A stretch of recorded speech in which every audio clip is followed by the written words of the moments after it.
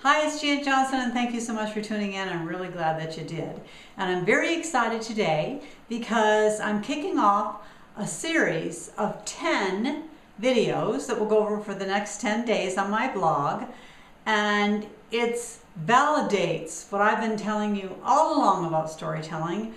You know, I love storytelling. I believe that it is the way that you can best make sales in your business. I don't care what sales you're in, online marketing, offline marketing, an entrepreneur with a storefront, network marketing, affiliate marketing, whatever. Any small business person and very large corporations as well are understanding and finding that storytelling is the way to get the sale. And so I'm constantly researching, I'm constantly reading because I just love the subject so much. I came across an article. I'm going to read a little bit of it to you today, and that's going to kick off this series. So the name of the article, it was in Forbes magazine, and the title of the article is Entrepreneurs Who Master Storytelling Win More. And it's by Martin Swilling. Now let me just read a little bit of this to you. And that is, the entrepreneur's challenge is to effectively communicate their value proposition, not only to customers, but also to vendors, partners, investors, and their own team. Especially for technical founders, this is normally all about presenting impressive facts. But in reality, facts only go so far. Stories often work better because humans don't always make rational decisions. Most people care more about things that touch, move, and inspire them. They make decisions based on emotion and then look for the facts that support these decisions. Thus, it behooves every entrepreneur to learn how to craft stories from their personal experience and the world at large that make an emotional connection as well as tie in the facts. So I love it because this is what I say on a day-to-day basis. Now, he goes on to say, I just finished a book titled Tell to Win, Connect, Persuade, and Triumph with the Hidden Power of Story. And that book is by Peter Guber, a thought leader on the subject and a longtime business executive. And Peter, in his book, asserts that everyone today, whether they know it or not, is in the emotional transportation business. I love that term, the emotional transportation business. And compelling stories are the best way for you to move your business forward. More importantly, he provides the insights and guidance that we all need to do this effectively. So that's the author of this article telling about the book. So I immediately got the book. And I love the book.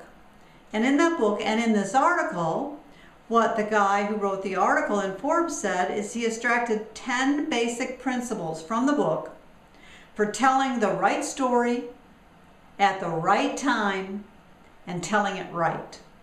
So over the next 10 days, I'm going to go over those 10 basic principles and give you my insights and little stories that go along with it that will help you as you are figuring out, understanding how to make sales in your business. So the very first basic principle that we're going to start with today, number one, is to select the right story for the right audience. I've covered this in varying ways before, but here it is in black and white by two very credible people that understand what it's like in big business and making sales and why the importance of a story is so important. But select the right story for the right audience. The most successful storytellers are also attentive story listeners. They understand it's more important to be interested in their listener than to appear interesting. Listen to that again. They understand it's more important to be interested in their listener than to appear to be interesting. And I'm going to touch on that on my own here. What does the audience want and need is the question you should ask. And armed with this insight, you can tailor a story that will achieve both your goals, the audience's and yours. So from my point of view, the audience is always, whether you're on stage, whether you're in a small group, whether you're with your team, whether you're with a prospective customer, or in the case of network marketing or affiliate marketing, a prospective rep. And so that's your audience. And understanding the points of the fact that you want to select the right story for the right audience, and then make sure that you're an attentive listener.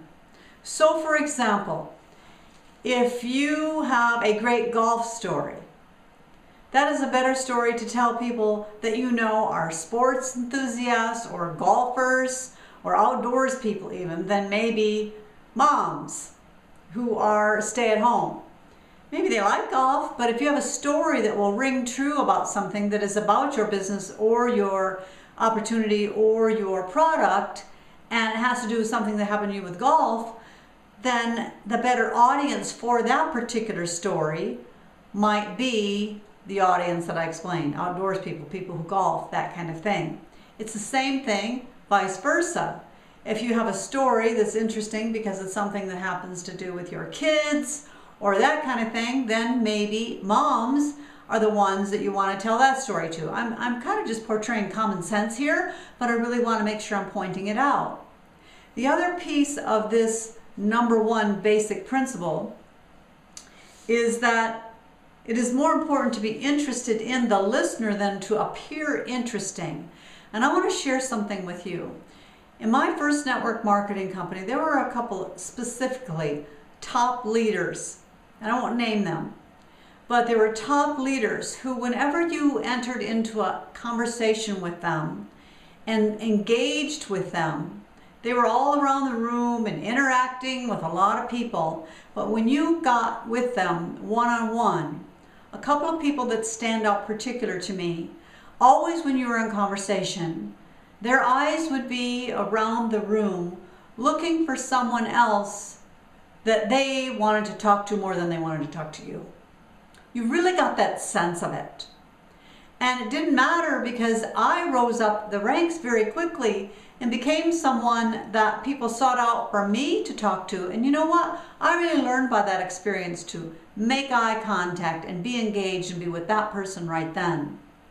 Now, I got into a conversation just the other day with someone that was in that very first company with me. We were reminiscing and talking about people and happened to bring up each one of those individuals separately, and then kind of shared experiences with them. And I pointed out, oh, you know, this is always the feeling that I got. And they're both very successful still to this day. This is the feeling I always got. And she said, you know what? You're right. That's the perfect way to describe it. And she was huge in that business. She goes, she always noticed that too. So that's something that people feel and know. Make sure that you are interested in the person that you're talking to for the time that you're talking to them. And that's an extremely important thing. So if this video helped you, and I really hope it did, make sure you stay tuned for this entire 10-day series. Pass it on. And if you want to get more information like this on storytelling and how it can help you with your business and with your sales, make sure you are going to thejanjohnson.com and clicking on blog. Also, you can enter into, put in your email and get my 7-day video series on learning how to tell your story.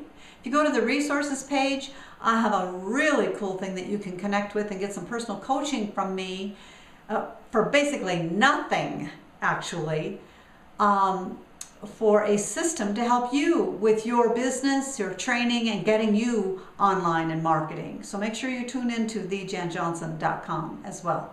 Thank you so much for tuning in. I hope you have a great day and can't wait to continue this tomorrow. Thank you.